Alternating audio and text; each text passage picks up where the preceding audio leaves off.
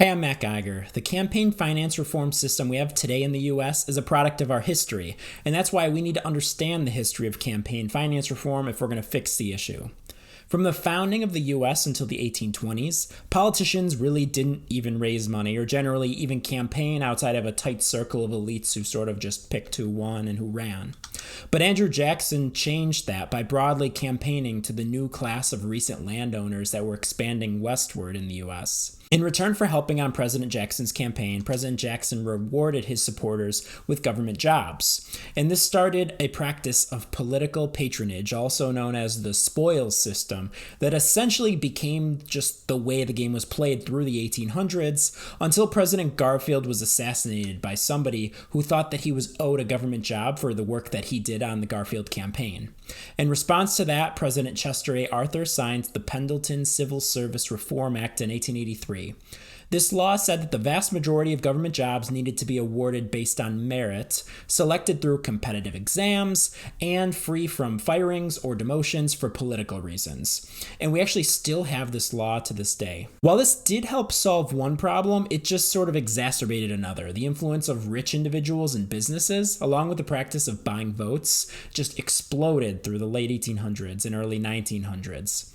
In response, and in part driven by his own scandals with corporate donations, President Theodore Roosevelt signed the Tillman Act in 1907. While the law technically banned direct contributions from corporations and banks to federal candidates, in reality it was impossible to enforce and likely had little to no impact. A few years later, President Taft signed the Federal Corrupt Practices Act in 1910. This, along with its amendments in 1911 and in 1925, did a few different things. It established political party campaign spending limits, it required public disclosure of political party and campaign spending, and it established limits on how much candidates could spend on their own campaigns. Similar to the Tillman Act, this law was also ineffective. Congress was the group that was ultimately charged with enforcement, and I think you can imagine how well that ended up working out. In 1943 and 1947, Congress passed the Smith-Connolly Act and the Taft-Hartley Act, which were broad anti-union bills. Specific to campaign finance reform, though, there were sections in both of these bills that prevented union campaign contributions, similar to the corporate restrictions that were already in place under the Tillman Act. So to get around these restrictions, unions began forming PACs, or political action committees.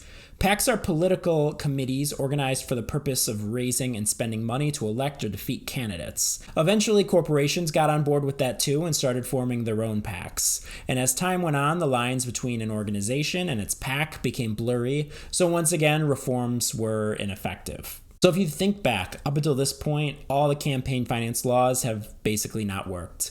But in 1971, the most important piece of campaign finance reform legislation was passed, the Federal Election Campaign Act. Initially, this law created stringent disclosure requirements for federal candidates, political parties, and PACs. In 1974, in response to Watergate and general corruption fears, the Federal Election Campaign Act was amended to not only include disclosure, but also to include limits on campaign contributions by individuals, political parties, and PACs. But most importantly, it created the Federal Election Commission, or FEC, to actually enforce the law. This was a key problem with past reforms that was now solved, giving it some sort of an enforcement arm. So the passage of the Federal Election Campaign Act kicked off a string of Supreme Court cases that would go on to define our campaign finance system.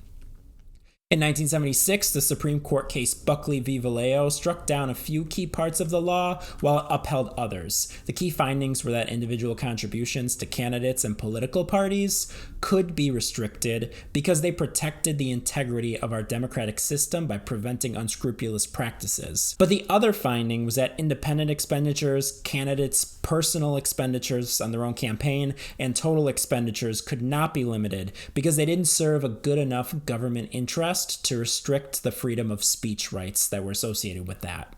In other words, direct contributions could be limited, but expenditures couldn't. So in response to this new landscape, huge amounts of money began getting redirected away from hard money, that's candidates' direct contributions, and towards soft money in the form of political party contributions for general get-out-the-vote initiatives, or just corporate fundraising and spending on general issue advocacy, not directly tied to a candidate. To clamp down on this perceived new leak in the law, the Bipartisan Campaign Reform Act better known as McCain-Feingold, was signed by President George W. Bush in 2002. McCain-Feingold eliminated all soft money contributions to the national political parties. It also banned corporate or union money going towards electioneering communications within 30 days of a primary election or 60 days of a general election. And this prompted a whole new string of court cases with very confusing and sometimes contradictory findings. In 2003, we have McConnell v. FEC, a 5-4 ruling which generally upheld McCain-Feingold with the rationale that soft money dealt with voter registration and therefore isn't as much a statement of political value as much as support of a candidate. Again, they're weighing the infringement of free speech rights with the threat of corruption and deciding that the law in this case was acceptable. In 2007, the Supreme Court had another 5-4 decision in FEC versus Wisconsin Right to Life, Inc., but this time they ruled against part of the law. The Supreme Court ruled that restricting issue ads within 60 days of an election is unconstitutional because that's protected speech under the First Amendment as long as the issue ads don't specifically advocate for or against a specific politician. And then the big one we've all heard of, it's Citizens United v. FEC in 2010. In another 5-4 decision, the Supreme Court decided that independent political communication cannot be infringed under the First Amendment regardless of whether the speech comes from a corporation or an individual. So they're overturning a portion of McConnell v. FEC. As a result of this ruling, the Super PAC was born. A Super PAC is a political committee that is allowed to raise as much money as they want from individuals, corporations, and unions as long as they don't contribute directly to the candidates. So as long as they spend their money independently, they can raise as much as they want from any source. And that basically takes us to the present. My takeaway here is that the money always seems to find a way. If we're going to fix this problem, we need to think differently because we've been doing the same sorts of things since the late 1800s and it's just not working. Thanks for watching. Hey, if you found this video interesting or useful, please give it a thumbs up, put a comment below, and subscribe to my channel to get any updates on new videos. If you didn't like it, you should probably go ahead and put a comment below too to let everybody know. Either way, thanks for watching.